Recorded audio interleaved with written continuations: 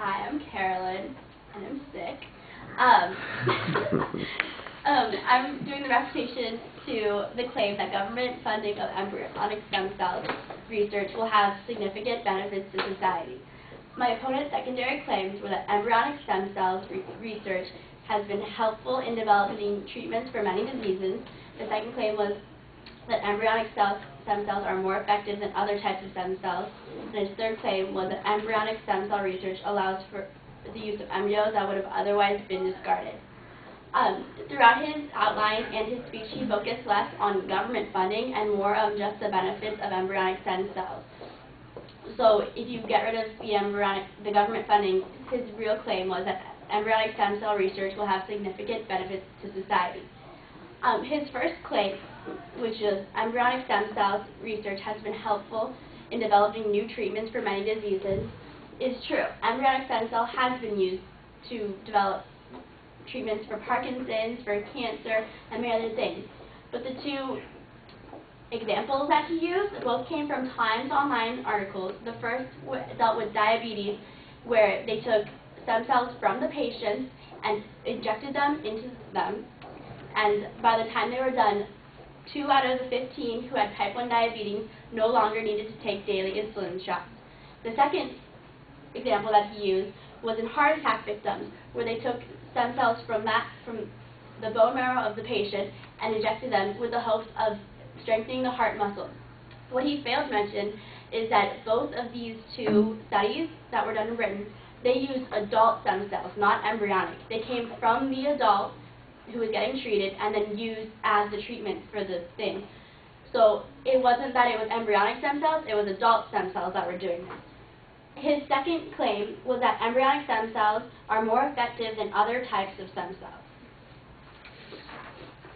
According to the University of Michigan, while adult stem cells have been studied for decades, human embryonic stem cells were first isolated in 1998. There have not yet been time to develop new therapies using embryonic stem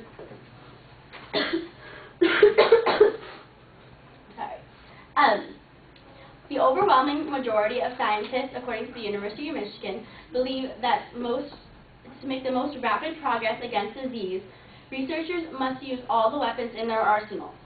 Embryonic stem cells do have the ability to create new cell types in the human body, like my opponent said. And adult stem cells are more specialized, also like he said, and they generally make cells for the use of tissue and organs. But, like I said, most researchers believe that they should use every weapon in their arsenal.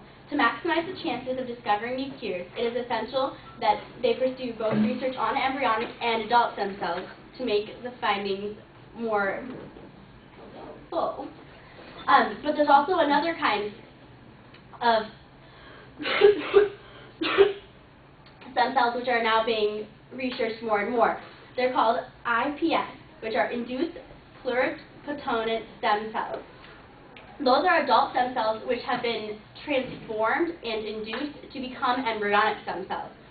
So even adult stem cells are being changed and modified so that they can act more like embryonic stem cells.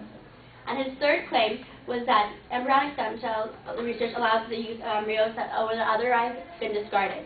His first claim is that women cannot donate embryos when having abortion. According to the University of Michigan, there is no connection between abortions and the human embryonic stem cells.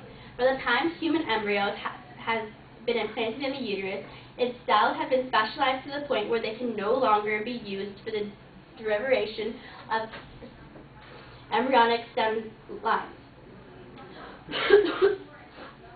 Another thing that he said is that it is not unethical. Embryos cannot sustain life on their own, and that most in vitro makes way too many to be used, and if they aren't used for stem cell research, they could be discarded.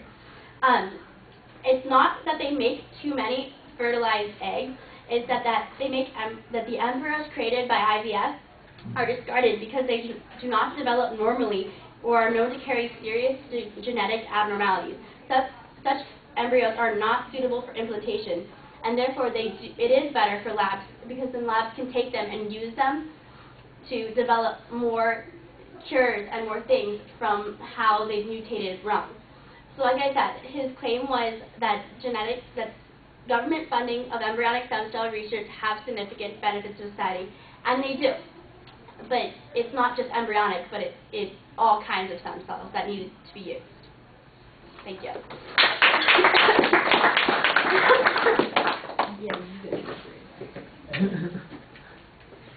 I gotta go blow my nose. Please.